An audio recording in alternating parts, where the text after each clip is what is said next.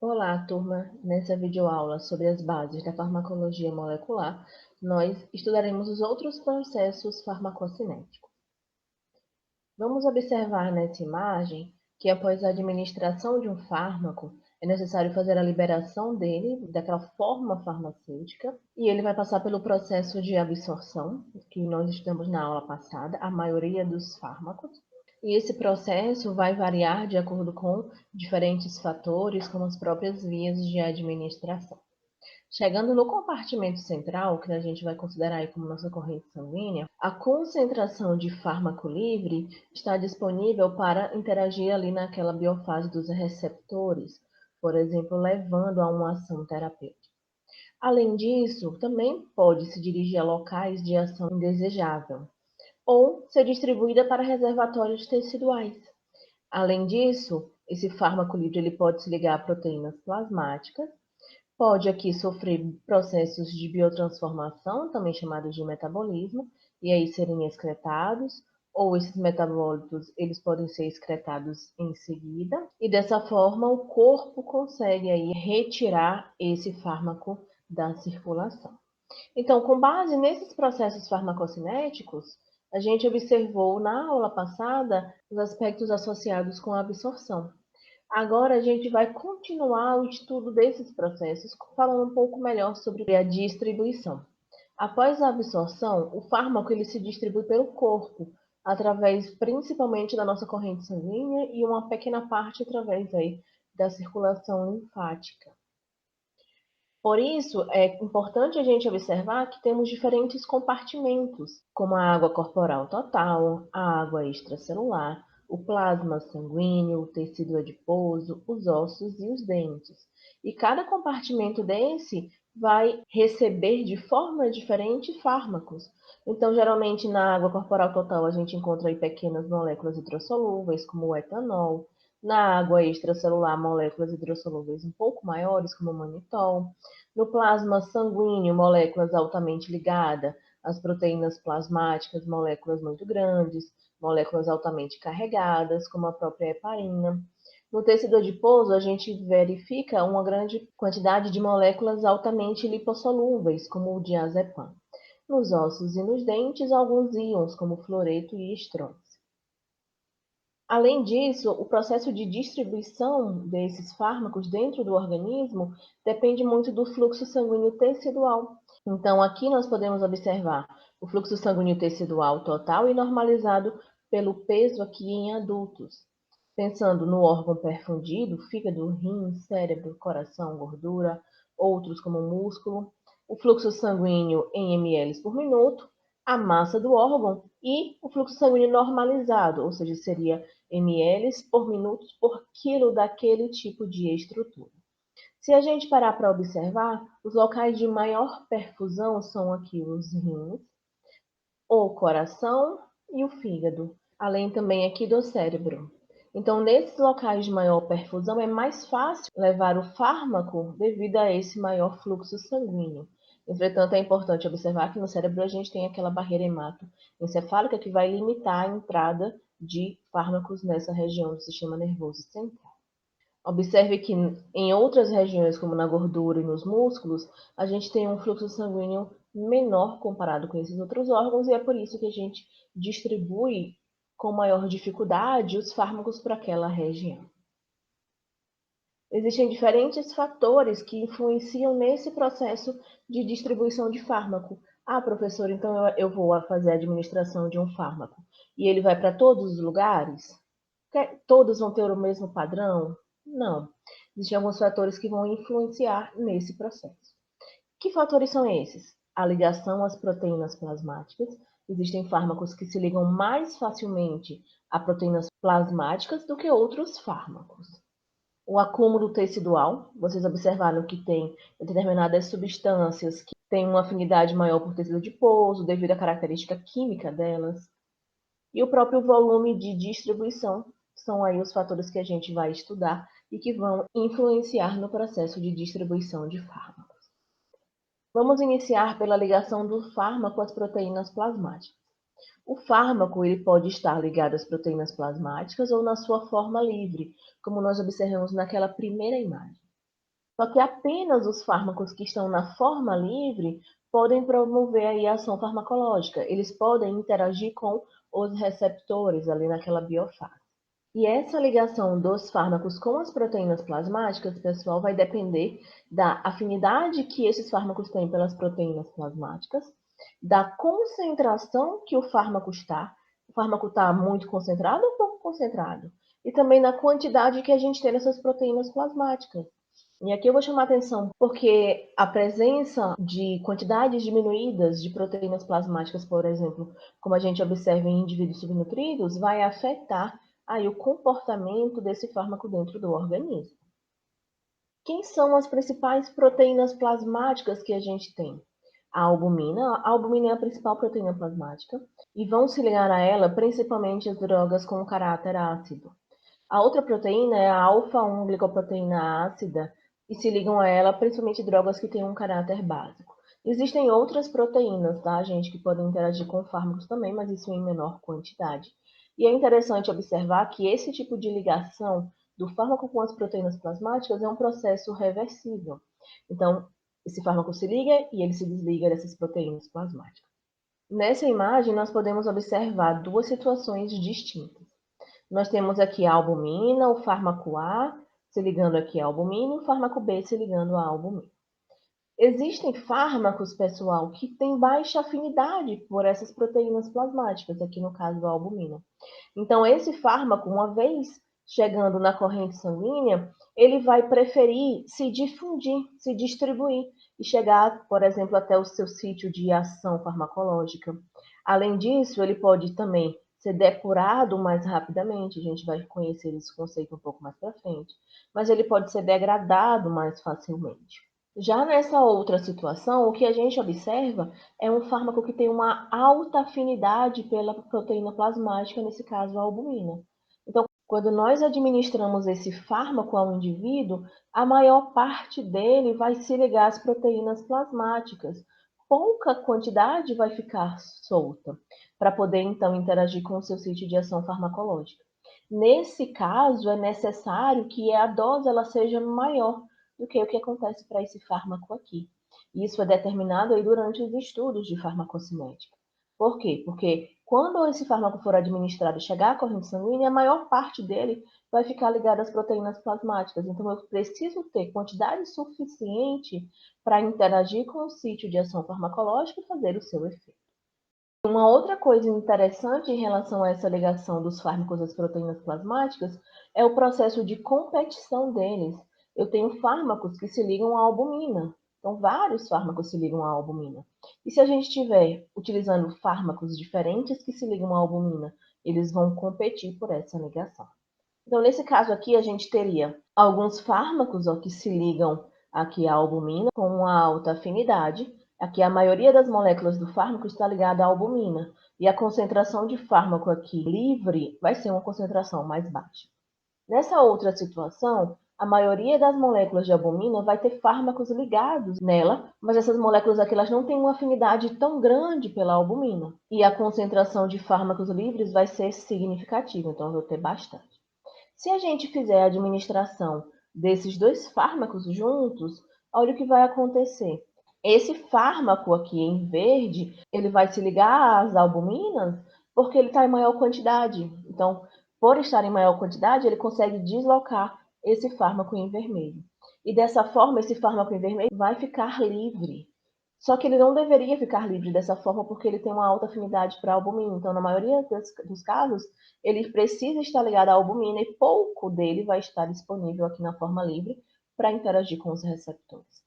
Nesse caso, a gente pode aumentar a ação desse fármaco em vermelho. E isso pode levar a quadros de toxicidade. Por isso que é interessante observar os processos de interação de medicamentos com medicamentos.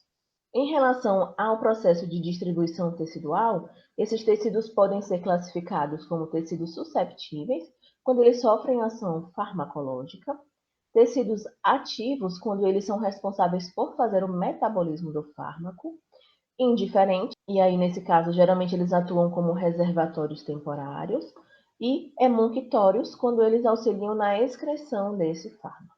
Do ponto de vista clínico, uma das coisas mais interessantes relacionadas com a distribuição tecidual de fármacos é esse acúmulo que pode acontecer. Então, existem tecidos muito envolvidos com o acúmulo de fármacos, que são os tecidos adiposos e os tecidos ósseos. Nesse caso, a gente observa a formação de um depósito local, e com isso a gente pode ter um prolongamento desse efeito. O flúor, o chumbo e a tetraciclina são conhecidos por acumularem-se nessa região de tecido ósseo durante a fase de mineralização. Já os anestésicos, eles são conhecidos por se acumularem na região de tecido adiposo. E qual é a problemática desses tipos de acúmulos? É que, gradativamente, esses fármacos eles vão ser liberados para a corrente sanguínea. Mas isso pode ser alterado e ele ser liberado em grandes quantidades. E aí a pessoa pode ter um efeito exacerbado que pode entrar no grau lá de toxicidade. Quais seriam, então, essas consequências da formação desses depósitos?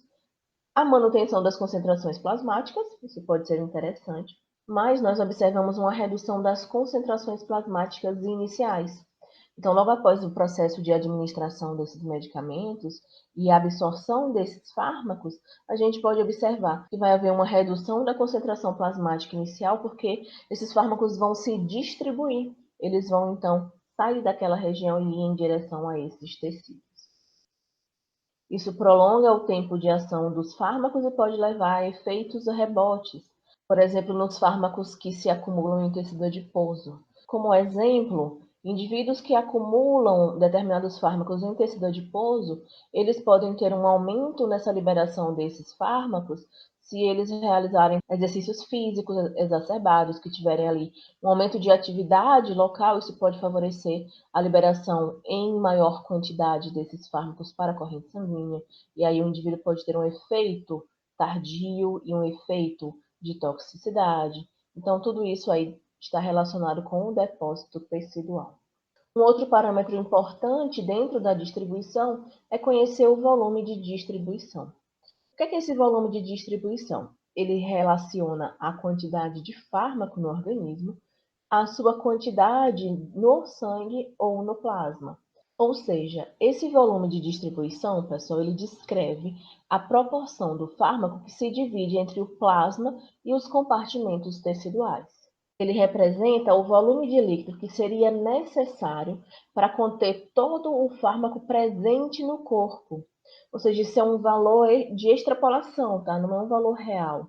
Ele diz assim, se eu tivesse que conter todo esse fármaco aqui nos líquidos e não nos tecidos, nos depósitos que a gente tem, quanto é de líquido que eu iria precisar? Então, nesse caso, a gente tem um volume real, que é aquele valor de distribuição aí por todos os líquidos do organismo, e nós temos um volume chamado de volume aparente, que é esse volume que faz a relação entre a concentração dos tecidos com a concentração que a gente tem no sangue. A gente faz essa relação de volume e o que é observado? Que drogas que são lipossolúveis, elas têm um grande volume aparente. Por quê? Geralmente elas ficam distribuídas nos tecidos adiposos, em sua grande maioria. Se eu precisasse trazê-las para o volume de líquido do nosso organismo, a gente ia precisar de um volume grande. Já no caso das drogas hidrossolúveis, elas apresentam um baixo volume aparente, porque elas já estão presentes ali na corrente sanguínea. E quando a gente faz esse cálculo, aí a gente consegue determinar onde é que essas drogas elas vão se encontrar. Será que elas vão conseguir se distribuir bem? Ou será que elas vão estar mais presentes na corrente sanguínea? Dessa forma, o volume de distribuição é baixo para fármacos que ficam principalmente retidos no compartimento vascular, e alto para fármacos que ficam distribuídos naquela região de músculo, de tecido adiposo e outros compartimentos não vasculares. E existem variações nesse volume de distribuição, e algumas variações elas dependem da droga e outras do próprio organismo. No caso das variações dependentes da droga, a gente observa a lipossolubilidade dela. Quanto mais lipossolúvel, mais ela se distribui para tecido, por exemplo, adiposo. Então, o volume de distribuição vai aumentar. A polaridade dela, o grau de ionização, a própria ligação às proteínas plasmáticas, tudo isso influencia no volume de distribuição. Além disso, existem algumas variações dependentes do paciente, como a idade desse paciente, o peso, o seu tamanho, qual vai ser a necessidade de distribuição desse fármaco, qual vai ser o caminho que ele precisa percorrer, o processo de hemodinâmica, se existe uma alta ou uma baixa perfusão local, a concentração das proteínas plasmáticas. Lembre-se, indivíduos subnutridos têm baixas proteínas plasmáticas, estados patológicos daquele indivíduo e a própria genética. Vamos entender um pouquinho esse volume de distribuição. Inicialmente, vamos observar nessa tabela que nós temos aqui elencados alguns fármacos e o volume de distribuição deles em litros para cada 70 quilos. Observem que nós temos a fluoxetina com um volume de distribuição grande, a morfina, a digoxina, enquanto nós temos alguns fármacos, como o enalapril, a indometacina, com volumes de distribuição pequeno. Observando esses volumes de distribuição, a gente consegue observar que a fluoxetina ela tem um grande perfil de distribuição, a digoxina também, a morfina também, enquanto a gente tem outros fármacos que ficam ali mais contidos nos espaços vasculares, como a indometacina e o enalapril. Então, qual é a importância da gente observar esse valor aparente? Ele vai nos ajudar a determinar a força de ligação dos fármacos aos componentes teciduais. Porque quanto maior o volume de distribuição, mais eles ficam em compartimentos aí teciduais, em componentes teciduais. Quando a gente compara aí com as proteínas plasmáticas que estão nos nossos compartimentos vasculares. E é interessante vocês observarem que existe toda uma dinâmica dentro desses processos farmacocinéticos. Isso a gente pode observar nesse gráfico que nos mostra a concentração do tiopental em unidades arbitrárias em função do tempo em minutos. E aqui a administração foi feita por via intravenosa. Então, nós aprendemos na aula passada que uma administração intravenosa apresenta aí 100% de biodisponibilidade, então não passa pelo processo de absorção. Logo, ela começa com a concentração plasmática máxima e vai reduzindo. Então, observe que a concentração do tiopental no sangue vai caindo logo após a sua administração. Ao mesmo tempo, pessoal, que vai aumentando o quê? A concentração plasmática dele em outros locais, como no fígado, que vai aumentando, no músculo esquelético, no tecido adiposo, observem. E a quantidade de fármaco eliminado já começa a aparecer rapidamente também, alguns minutos depois desse processo de administração. Então, a gente tem o decaimento dessa concentração plasmática após a administração, uma vez que esse fármaco começa a se distribuir pelo nosso organismo. Vai para o fígado, vai para o músculo esquelético, vai para o tecido adiposo, começa a ser eliminado. Então, todos esses fatores eles vão favorecendo a redução dessa concentração do fármaco aonde? Na corrente sanguínea. Existem alguns sítios que chamamos de especiais, como a barreira hematoencefálica, porque essa barreira ela possui junções apertadas entre as células endoteliais e devido aqui à presença de processos gliais que são resistentes, causam uma limitação de fármacos que conseguem penetrar no sistema nervoso central, e esse é um mecanismo aí de proteção do nosso organismo. Em relação à barreira placentária, ela é formada por vasos sanguíneos do feto e da mãe, que são revestidos por uma única camada de células. Nesse caso aqui, o plasma fetal ele é mais ácido do que o plasma da mãe, e por isso ele consegue aprisionar fármacos que têm um caráter básico de maneira mais facilitada. E como existem muitos fármacos que conseguem passar pela barreira placentária, é interessante fazer todo um acompanhamento aí durante a utilização de medicamentos na gravidez. Fechando esse processo de distribuição, o outro processo extremamente importante na farmacocinética é o que nós chamamos de metabolismo ou de biotransformação. E pensando nesse metabolismo, isso é algo extremamente importante para a gente. Os animais eles desenvolveram sistemas complexos justamente para conseguir se livrar de substâncias químicas que são estranhas. A gente chama isso de xenobióticos. Por exemplo, toxinas, substâncias carcinogênicas. E os fármacos são, de certa forma, substâncias xenobióticas, são substâncias estranhas aí para o nosso organismo. Quando nós falamos desses processos, eles são muito mais associados com essa necessidade que existe de tornar as substâncias mais polares, mais hidrossolúveis. E dessa forma a gente consegue eliminá-los na urina. Nós temos que ter noção que a gente não quer que o fármaco fique para sempre dentro da gente. Então, a gente precisa eliminá-lo do organismo. Dessa forma, a gente precisa transformá-lo numa forma mais facilmente eliminável. Se a gente tem compostos apolares e que são lipossolúveis, eles vão ser reabsorvidos e aí a gente não vai conseguir se livrar deles. Nesse caso, os processos de metabolismo, eles tentam fazer o contrário. Eles são essenciais para eliminar o fármaco do organismo e para ajudar a gente a parar essa atividade. Mas não é só isso que fazem esses processos de metabolismo. Eles podem ativar profármacos. O que é um profármaco? É uma substância inativa que, após passar por processo de metabolismo corporal, se torna ativa. Então, ela se torna um fármaco só depois que ela passar por algum processo metabólico específico. Durante as aulas de farmacologia, vocês vão conhecer alguns profármacos que estão aí na terapêutica. O metabolismo ele pode ser utilizado para formar metabólitos ativos. Durante as aulas, nós vamos conhecer algumas peculiaridades. Existem metabólitos que são mais ativos do que o fármaco na sua forma inicial. Se a gente parar para pensar nos locais de biotransformação, o principal local vai ser o fígado, mas a gente faz esses processos de metabolismo nos rins, nos pulmões, no trato gastrointestinal, no sangue, entre outros locais. E pensando no metabolismo, tá? Esses processos eles podem seguir uma cinética que a gente chama de cinética de primeira ordem, que isso acontece para a maioria dos fármacos, em suas faixas terapêuticas normais. A quantidade de fármaco que vai ser metabolizado aí por unidade de tempo vai ser proporcional à sua concentração plasmática. Então, quando vai aumentando a concentração plasmática, eu vou aumentando o metabolismo. Existem fármacos que seguem a cinética de ordem zero. Aí o exemplo do próprio etanol, fenitoína. Eles têm uma capacidade metabólica saturável. Então, saturou, eu não consigo eliminar a mais. Ou seja, nós temos uma quantidade invariável aí de fármaco sendo metabolizado por unidade de tempo. Se a concentração continuar aumentando, a gente continua metabolizando só aquela parcela X e o resto vai sendo acumulado no organismo, podendo chegar a quadros de toxicidade.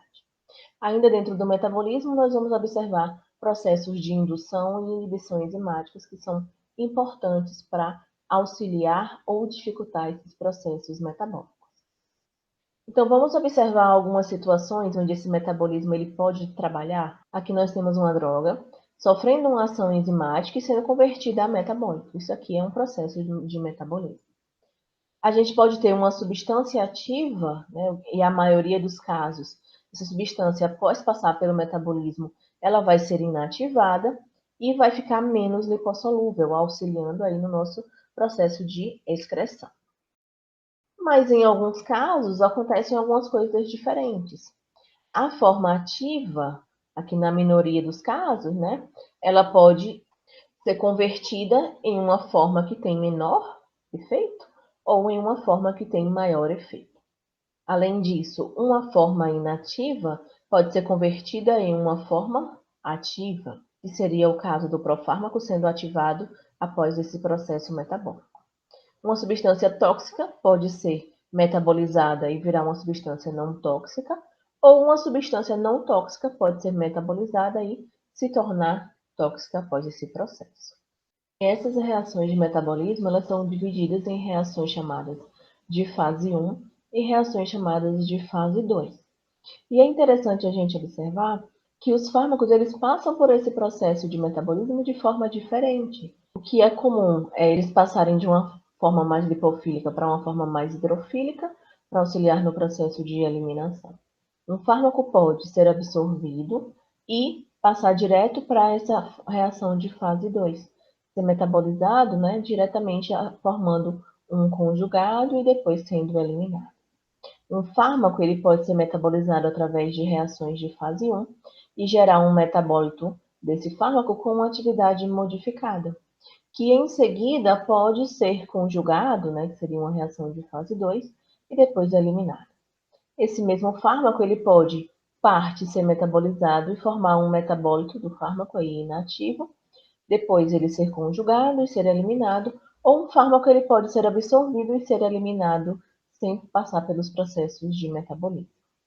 O que é que são essas reações de fase 1 e de fase 2? As reações de fase 1 são as reações de oxidação, hidroxilação, desalquilação, desaminação, hidrólise. Essas reações de fase 1, que são chamadas aí de reações de oxidação e redução, elas modificam basicamente a estrutura química desse fármaco. Tipicamente, um grupo polarizado vai ser adicionado nessa estrutura. E aí quem faz isso, na maioria das vezes, vai ser o fígado, né? Utilizando um sistema enzimático do citocromo P450, que nós vamos observar um pouco mais para frente na nossa aula. Já essas reações de fase 2, que são reações de conjugação, também podem ser reações de hidrólise, então elas vão hidrolisar um fármaco ou elas vão conjugar um fármaco com uma molécula polar e também grande, a fim aí de inativá-lo ou normalmente aumentar a sua solubilidade e a excreção na urina. Em geral, os grupos mais adicionados são o glicoronato, o sulfato, a glutationa e também o acetato.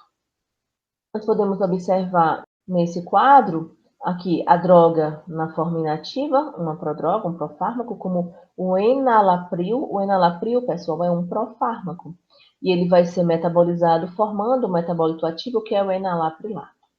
A cortisona também é um profármaco convertido à hidrocortisona, que é o metabólito ativo. A ciclofosfamida é convertida na mostarda de fosforamida, que é o metabólito ativo, e pode ser convertido a um metabólito tóxico, chamado de acroleína. A gente tem drogas que são ativas, como o fenobarbital, que geram metabólitos ativos. A gente tem o diazepam formando o metabólito ativo nordiazepam e um metabólito inativo o oxazepam. Aqui a gente tem o ácido acetilsalicílico, aí formando o metabólito ativo ácido salicílico e o metabólito inativo glicoronídeo, entre outros exemplos diversos que a gente vai explorar dentro das aulas de farmacologia. Então, essas reações de fase 1, elas são coletivamente catabólicas. Elas produzem grupos reativos, que podem até ser tóxicos, e servem de pontos de ataque para as reações de fase 2. Essas reações de fase 2 são anabólicas, são de síntese. Elas resultam em compostos inativos. As reações oxidativas, elas podem ser microssomais ou não microssomais. Isso aí vai depender da sua localização. Em relação às reações oxidativas não microssomais, elas podem acontecer no citoplasma ou na mitocôndria. Alguns exemplos eu trouxe aqui para vocês.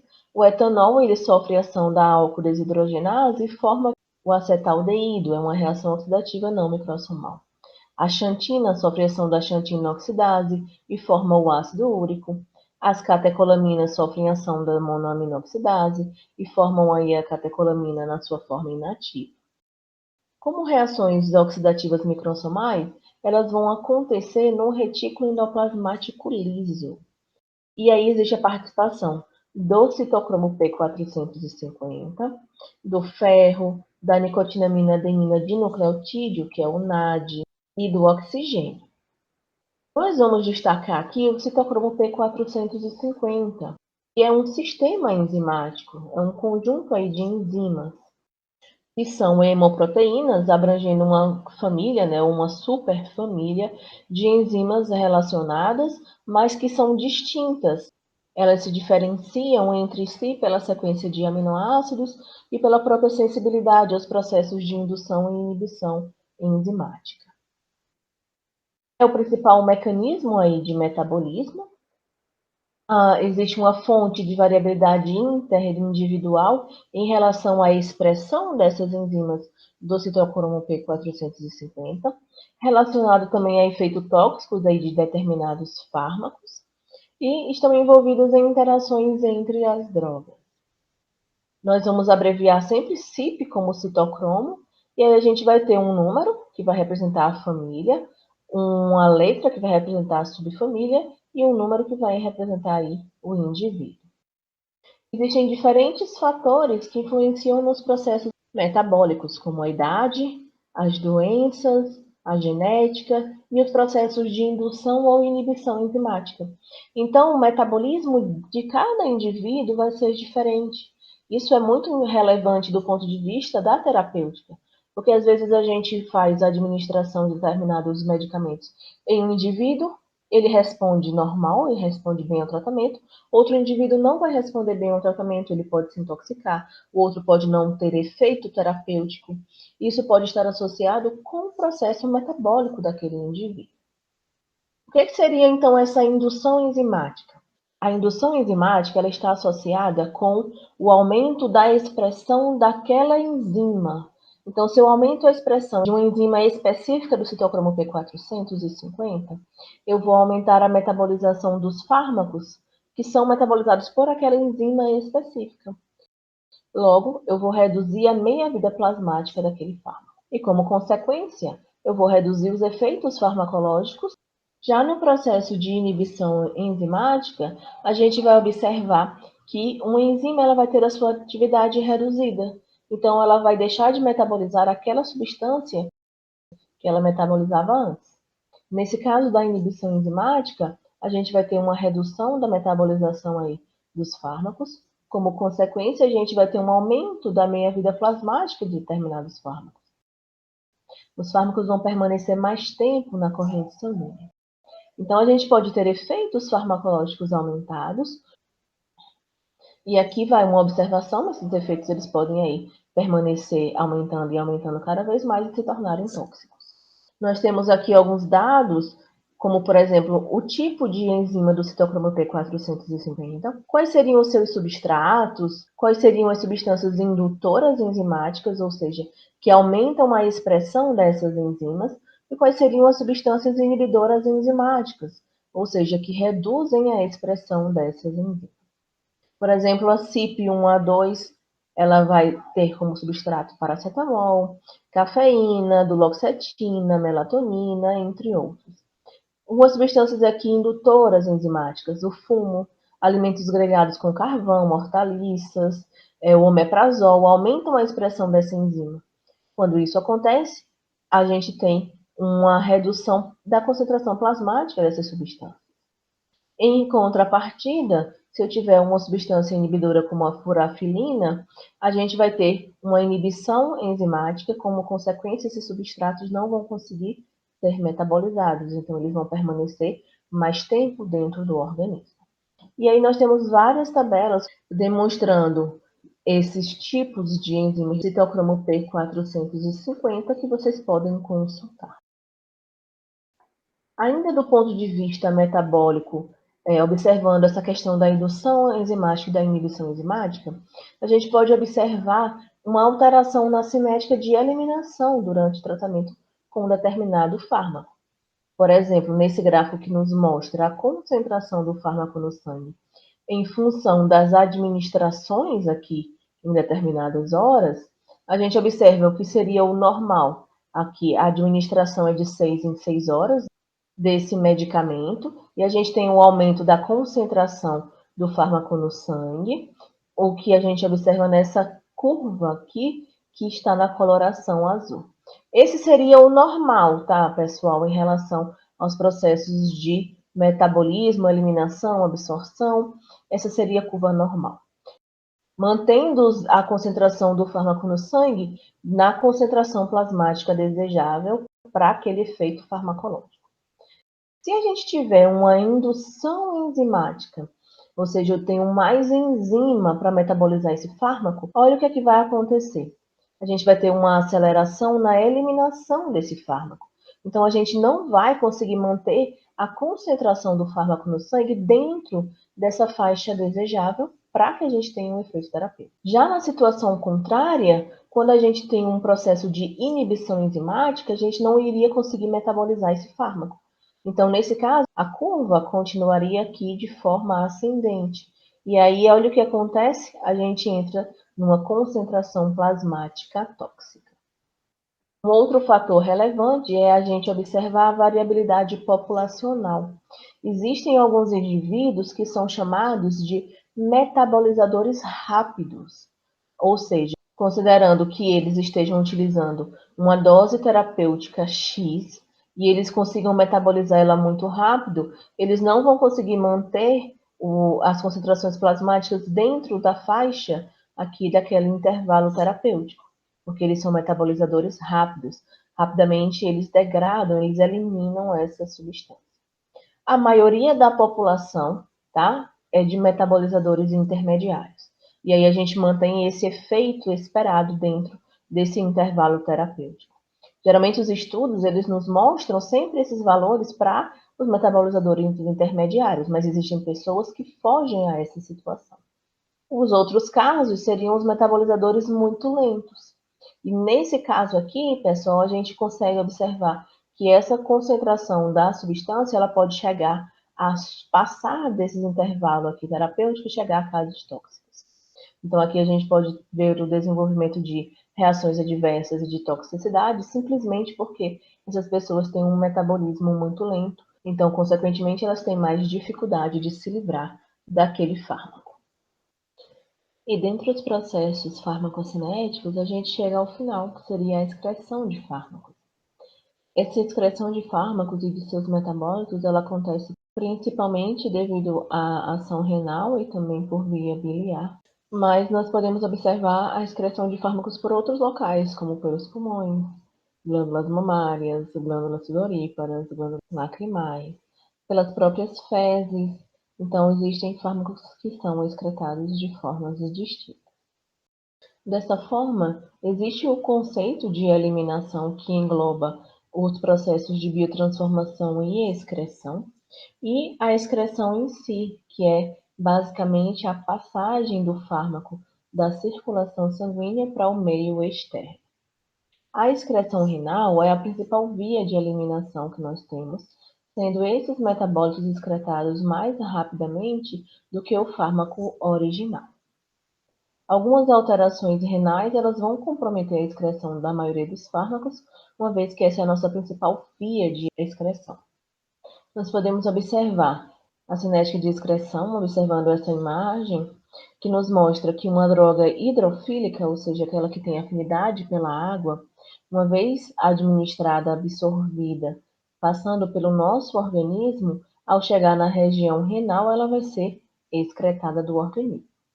Já se essa droga ela for uma droga lipofílica, que não passe por processos aqui de metabolismo, que está sendo ilustrado nessa imagem, ela vai ser administrada, absorvida, passar pelo organismo e passando pelos rins, observe que ela é lipofílica, então ela vai ser reabsorvida. Então a gente não vai ter a capacidade de fazer esse processo de excreção. Já nessas outras imagens, a gente pode observar drogas com caráter lipofílico, ou seja, que possuem uma afinidade pelos lipídios, e essa droga aqui, sendo administrada, absorvida e convertida de forma devagar no fígado para metabólitos aí que sejam hidrofílicos. Então, a gente vai ter uma parte da droga ainda lipofílica circulando e uma parte de metabólitos hidrofílicos, que ao chegar aqui nos rins, a gente consegue eliminar os metabólitos que já são aí hidrofílicos. Nessa outra imagem, a gente tem uma droga com caráter lipofílico sendo absorvida, e aí, passando pelo fígado, sofre aqui um processo rápido e completo de conversão aqui em metabólitos hidrofílicos. Então, ao chegar na região renal, a gente conseguiria eliminar essa substância. O processo de excreção renal, ele envolve um balanço entre aqueles processos que a gente estuda dentro da fisiologia renal. Logo, a taxa de eliminação de fármacos pelos rins vai depender das taxas de filtração glomerular, de secreção tubular e também de reabsorção tubular. E como nesse processo de filtração glomerular a gente vai conseguir filtrar apenas os fármacos na forma não ligada às proteínas plasmáticas, tanto o aumento do fluxo sanguíneo renal, como o aumento da taxa de filtração glomerular e a baixa ligação às proteínas plasmáticas vai favorecer o processo de excreção desses fármacos. Nesse caso, a filtração glomerular, que representa aqui 20% desse processo, vai limitar a filtração a moléculas com baixo peso molecular, menos de 20.000 Daltons aqui. A albumina não é filtrada nessa região. Já a secreção tubular, ela vai ser responsável por secretar substâncias aí que não são filtradas, e existem aí transportadores ativos para auxiliar nesse processo. O que nós podemos observar aqui é que existem fármacos que vão inibir a secreção tubular. Existem alguns fármacos que competem pelo mesmo tipo de transportador para serem secretados e, consequentemente, excretados do nosso organismo. Por exemplo, aqui um caso bem conhecido é o da probenecida. A probenecida ela é excretada utilizando o mesmo transportador da penicilina. E aí existe uma maior afinidade da probenecida do que da penicilina. Com isso, a probenecida fica sendo eliminada, enquanto a penicilina vai ser reconduzida para o nosso organismo, e dessa forma existe um aumento na meia-vida plasmática da penicilina. E esses outros exemplos podem ser correlacionados da mesma forma. Uma outra característica dessa excreção dos fármacos é que existe aquele efeito do pH. Por exemplo, nós temos nessa letra A aqui o fenobarbital, que é um ácido fraco, e o processo de depuração aqui em ml por minuto em função do fluxo urinário. Se essa urina ela for alcalina, a gente observa uma maior depuração, uma maior excreção desse fármaco aqui, que tem um caráter ácido.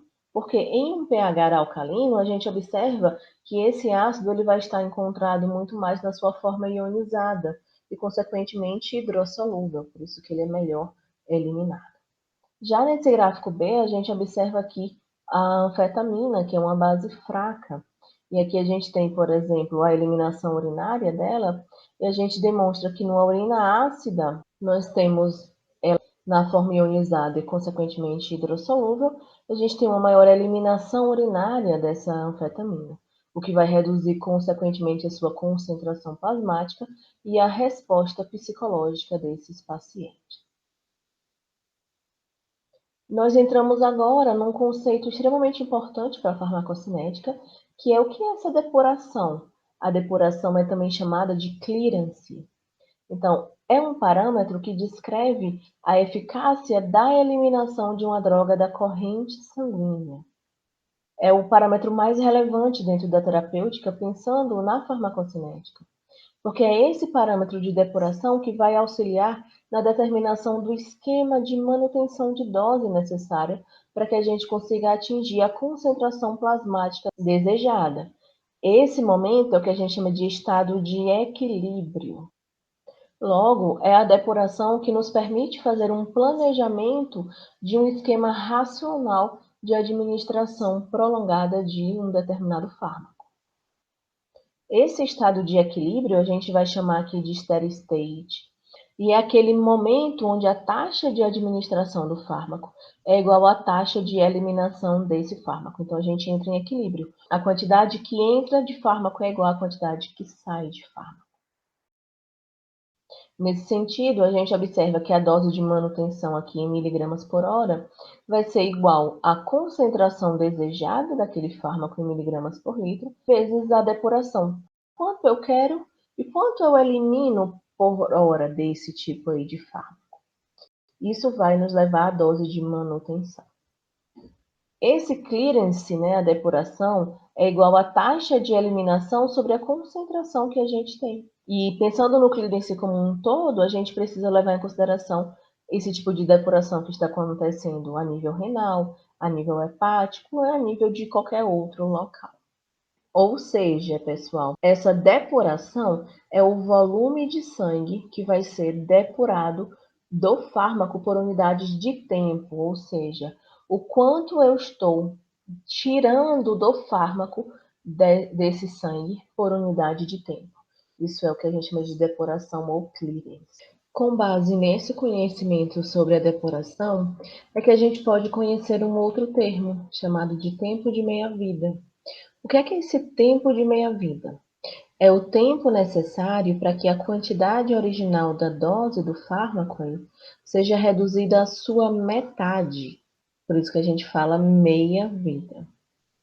Esse tempo de meia-vida reflete o declínio das concentrações sistêmicas do fármaco durante um intervalo entre duas doses que estão aí no estado de equilíbrio. Ou seja, após aquele processo de absorção e quando o fármaco chega à corrente sanguínea, ele começa a ter a sua concentração diminuída, porque parte dele vai sendo distribuída, parte vai se ligando aos seus receptores, parte vai sendo metabolizada. Então, o tempo que demora para a gente reduzir até a metade a concentração desse fármaco é o que a gente chama de tempo de meia-vida. E existe uma fórmula matemática para esse cálculo do tempo de meia-vida, que seria aí aproximadamente 0,0693 vezes o volume de distribuição desse fármaco, dividido pelo clearance, que seria a depuração. Então, observem que esse tempo de meia-vida é diretamente proporcional ao volume de distribuição. Ou seja, se um fármaco se distribui muito, ele vai ter um tempo de meia-vida grande. Se um fármaco tem um baixo volume de distribuição, ou seja, ele fica muito mais naquele compartimento vascular, o seu tempo de meia-vida vai ser reduzido. E esse tempo de meia-vida, pessoal, é inversamente proporcional à depuração. Ou seja, quanto maior for a depuração do fármaco, menor vai ser o tempo de meia-vida. Lembrando que a depuração é justamente a retirada desse fármaco da corrente sanguínea. Isso a gente pode observar através desse gráfico que nos mostra a concentração do fármaco em função do tempo. Observem que nesse caso aqui a gente tem uma administração por via intravenosa, uma vez que a concentração do fármaco ela já começa máxima e depois ela vai decaindo, uma vez que nesse processo não existe absorção, né? Quando a gente faz a administração por via intravenosa. E o que é que seria o tempo de meia-vida? Seria o tempo necessário para eu diminuir essa concentração aqui até a sua metade, que é esse momento aqui. E em seguida, a gente vai calcular novamente o tempo de meia-vida. Qual é o tempo necessário para eu reduzir a metade dessa concentração plasmática do fármaco? Seria esse tempo aqui. Então, a gente tem aqui os tempos de meia-vida acontecendo, que seria cada vez levando à redução da metade da concentração plasmática daquele fármaco. E existem, para a maioria dos fármacos, um certo padrão. Observem que para que a gente consiga eliminar completamente esse fármaco aqui do organismo, a gente leva aí cerca de 3 a 5 meias-vidas plasmáticas. Se vocês quiserem fazer a conta, em cada momento desse a gente teria aqui metade desses componentes e a gente iria reduzindo a sua concentração dessa forma. Nesse gráfico aqui de baixo, a gente vê o contrário, a gente vê a quantidade total de fármaco excretada, e é por isso que ele vai aumentando de acordo com esse processo de redução da concentração do fármaco. A gente vai excretando esse fármaco. Então, observe que a gente teria cerca de 1, 2, 3, 4, 5 tempos aí de meia-vida para fazer esse processo de eliminação. O que é que isso nos mostra? Que no momento que você termina o seu tratamento farmacológico, não é nesse momento que você vai ter o efeito realmente zerado. Existe um tempo para que isso aconteça. E isso vai variar de fármaco para fármaco, porque tem fármaco que tem meia-vida elevadíssima, que demora dias para reduzir a sua concentração à metade. Além disso, pessoal, a gente pode observar através desse gráfico que nos mostra que a concentração em função do tempo em múltiplos de meia-vida de eliminação, ou seja, que seria uma meia-vida de eliminação, 2, 3, 4 e assim sucessivamente, que após a administração de um fármaco, a gente vai tendo um aumento da concentração desse fármaco no plasma, uma vez que ele vai sendo absorvido. E esse aumento da concentração dele vai atingir um pico e depois os processos que levam à sua degradação vão começar a ganhar. Há um processo de distribuição, o processo de metabolismo, o processo de excreção. Então, por isso que a gente começa a ver uma redução dessa concentração aqui plasmática desse fármaco. Chegou mais ou menos até a metade, o que é que acontece? A gente vai fazer uma nova administração desse fármaco.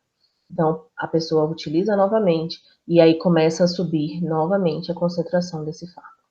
E isso é um processo gradativo. A gente vai somando essas doses até o momento, pessoal, que a gente chega nesse equilíbrio. Essas concentrações aqui estão em equilíbrio, ou seja, existe uma proporcionalidade aqui em relação à dose e entre essas doses, né? E é interessante a gente observar que cada vez que a gente utilizar esse fármaco, a gente vai manter essa concentração aqui dentro desse equilíbrio. Ele é atingido aqui cerca de 4 meia-vidas, esse equilíbrio é chamado aí de steady state. E o tempo decorrido até esse estado de equilíbrio, ele não depende geralmente da dose. A gente vai somando essas doses de maneira semelhante. O que é que acontece no nosso dia a dia? As pessoas não conseguem chegar a esse estado de equilíbrio. Às vezes, a pessoa utiliza um comprimido só, aí diz, nossa, não teve efeito nenhum, aí para o tratamento. Ou ela deveria utilizar de 6 em 6 horas e ela toma um num dia, outro no outro dia. Então, observem que a gente necessita somar esses efeitos para que a gente consiga chegar corretamente no estado de equilíbrio, que está dentro daquela faixa onde a gente vai ter um efeito terapêutico efetivo. Se você não consegue chegar nesse efeito terapêutico efetivo, nesse estado de equilíbrio, você não vai ter a sua resolução farmacológica. Por isso que a utilização das doses no tempo correto, né, a frequência de administração correta é extremamente relevante para o sucesso terapêutico. Senão a gente não consegue chegar no estado de equilíbrio e nos manter nesse estado de equilíbrio. Por isso que durante os atendimentos é relevante explicar para o paciente a necessidade da utilização correta desses medicamentos. Pensando na aplicabilidade farmacocinética, integrando os conhecimentos que a gente adquiriu dos processos de absorção, distribuição, metabolismo e excreção, a gente pode observar que a concentração plasmática aqui, em função do tempo em minutos, nos mostram o que vai acontecer com um determinado fármaco. Observe que existe inicialmente um período onde a gente não tem o efeito terapêutico desejado no início, porque a gente ainda está começando a fazer os processos de absorção, que são gradativos. Quando a gente passa dessa concentração eficaz mínima desejada, aí é que a gente começa a ter os efeitos. Tem pessoas que na hora que tomam o comprimido, já na mesma hora diz, nossa, ainda não fez efeito. Claro, precisa passar por todos aqueles processos que a gente veio estudando até agora. Iniciei o efeito, né? Esse efeito ele continua acontecendo e a concentração plasmática do fármaco continua aumentando, porque nesse momento os processos de absorção eles estão ganhando dos outros processos. Lembra que eu falei para vocês no início da nossa aula de farmacocinética que esses processos eles acontecem simultaneamente, até a gente chegar no pico de concentração. Esse pico de concentração, ele nos mostra o momento onde nós temos a concentração máxima acontecendo em determinado tempo. Depois disso, a gente vai começar a ter uma redução dessa concentração plasmática do fármaco. Nesse momento é que os outros processos começam a ganhar. O fármaco começa a se distribuir mais, o fármaco começa a interagir com os receptores mais, o fármaco começa a ser metabolizado, a ser excretado. Então, isso começa a ganhar da absorção. É por isso que a concentração plasmática ela começa a decair. Observem que é interessante a gente manter a concentração do fármaco dentro daquela janela terapêutica, onde eu tenho uma concentração eficaz mínima e uma concentração eficaz máxima. Daqui para cima, efeitos tóxicos. Daqui para baixo, sem efeito terapêutico. Então, a gente precisa manter dentro dessa faixa aqui. A duração da ação vai ser considerada justamente o tempo que eu consigo manter a concentração plasmática do fármaco dentro da janela terapêutica. Se a gente observar aqui a curva, essa curva em verde seria a curva do painel A, se a gente tiver modificações em alguns parâmetros, se eu fizer uma eliminação mais rápida desse fármaco, por exemplo, se eu aumentar a metabolização dele, a gente pode não conseguir manter a concentração do fármaco dentro da janela terapêutica como era esperado. Se eu tiver uma absorção muito mais rápida, a gente pode entrar muito mais rapidamente nessa janela terapêutica. E aí, se eu tiver uma dose maior também, eu posso chegar mais rapidamente, eu posso absorver mais rápido. Então, são vários fatores que vão alterar o efeito do fármaco, pensando nos parâmetros farmacocinéticos. Nessas figuras, a gente consegue observar uma coisa interessante, que seria observar a concentração do fármaco em função do tempo e das administrações que são feitas. Aqui eu tenho uma administração sendo feita em cada seta dessa, tá, pessoal? E aqui, entre uma seta e outra, eu tenho um intervalo de aplicação. Se eu for inicialmente apenas fazendo a administração após cair essa concentração do fármaco, ó, 1, 2, 3 vezes, aqui eu tenho também a utilização, um intervalo de aplicação maior, porque eu tenho uma queda dessa concentração do fármaco em um intervalo maior. Mas se a gente faz um acúmulo, ou seja, se o fármaco administrado ele não é completamente eliminado, nesse intervalo de aplicação a gente começa a acumular. É isso que as pessoas não entendem, que eu preciso desse esquema terapêutico correto para ir acumulando o fármaco dentro do meu organismo. Então eu cheguei, acumulei, observe que não caiu completamente a concentração desse fármaco. E aí chegou a outra hora de administrar. A partir desse momento eu já tenho uma parte de fármaco dentro do organismo. Então eu aumento essa concentração um pouquinho mais. Isso vai acontecendo gradativamente. E é esse acúmulo de fármaco que nos faz chegar nesse estado de equilíbrio, esse equilíbrio de acúmulo, onde as quantidades de fármacos que são administradas vão ser iguais às quantidades que estão sendo eliminadas do organismo. Uma outra forma de vocês observarem a importância do esquema posológico correto, a gente pode ver nesse gráfico que nos mostra a concentração do fármaco no sangue em função do tempo e com doses irregulares, né? Nós temos a concentração do fármaco, os momentos de administração dele, o momento que a pessoa esqueceu, ó, essas interrogações, epa, esqueci. Olha como estava tudo bonito. E o nível terapêutico, a gente tem que ficar aqui nessa parte, tá? Então, começou a administrar, tal, aí ele mostra aqui, tava tudo ok. Tá vendo que tava super regular? Aí começa a cair. Era para vir a nova administração. O que é que aconteceu? Começa a cair. E eu esqueci um dia, eu esqueci outro dia. Por exemplo, esse aqui foi o tempo em dias, tá? Aí comecei a utilizar novamente. Eu vou partir lá de baixo. Então, no momento que você esquece aqui, pessoal, você pode observar que vai demorar um tempo para que a gente restabeleça esses níveis, né, essa concentração do fármaco dentro do nível terapêutico desejado. E aqui demorou 1, 2, 3, 4 administrações ou 5 administrações para a gente trazer para o nível terapêutico desejado. Aí esqueceu de novo, aí a gente começa a brincar e alterar esse efeito aqui, esse nível desejado. Por isso tem várias pessoas que falam, nossa, esse medicamento aqui não serve de nada. Na verdade, o que está acontecendo é que você não sabe utilizar o medicamento corretamente. Né? A culpa é da pessoa que está utilizando de maneira incorreta, está esquecendo, não está tomando, toma um dia sim, um dia não, esquece, toma 2 dias, depois para, depois volta depois de 3 dias e quer manter o efeito terapêutico. Aí fica difícil, né? Nesse outro gráfico, a gente consegue observar o acúmulo, né, dose, intervalo de dose, flutuações aqui de níveis plasmáticos.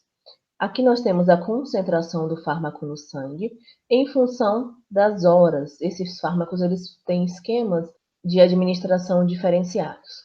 Aqui nós temos uma concentração plasmática tóxica, a concentração plasmática desejada e aqui a concentração não terapêutica, né? Observem que em um esquema de 4 vezes ao dia e de 50 miligramas, a gente teria esse perfil aqui do que nós temos em verde. Então, 1, 2, 3, 4 vezes ao dia, aí depois mais 4 vezes ao dia, e assim indo, a gente consegue manter concentrações aqui plasmáticas desejadas nesse esquema posológico. Nesse esquema em azul, a administração é 2 vezes ao dia, de 100 miligramas. Então, a gente teria aqui 2 vezes ao dia, 2 vezes ao dia, 2 vezes ao dia, e aí a gente estaria mantendo os níveis terapêuticos dentro da concentração plasmática desejada, mas observem que em alguns momentos isso poderia chegar a uma concentração plasmática potencialmente tóxica. Nesse outro esquema, 1 vez ao dia, mas aumentando a dose para 200 miligramas, a gente pula, chega rapidamente na concentração desejada, inicialmente, mas passa já numa segunda administração para ter um risco, né? A gente teria uma concentração plasmática tóxica sendo alcançada nas outras doses. E, nesse último caso aqui, uma dose única de 50 miligramas não seria possível chegar até a concentração plasmática desejada, porque ela seria metabolizada e reduzida sem chegar naquela janela terapêutica. Do ponto de vista da segurança da utilização dos medicamentos, a gente observa um gráfico onde nós temos a concentração plasmática desse fármaco em função do tempo, que quando a gente faz uma infusão contínua, a gente consegue manter rapidamente, tranquilamente, esses níveis aqui plasmáticos dentro daquela faixa terapêutica.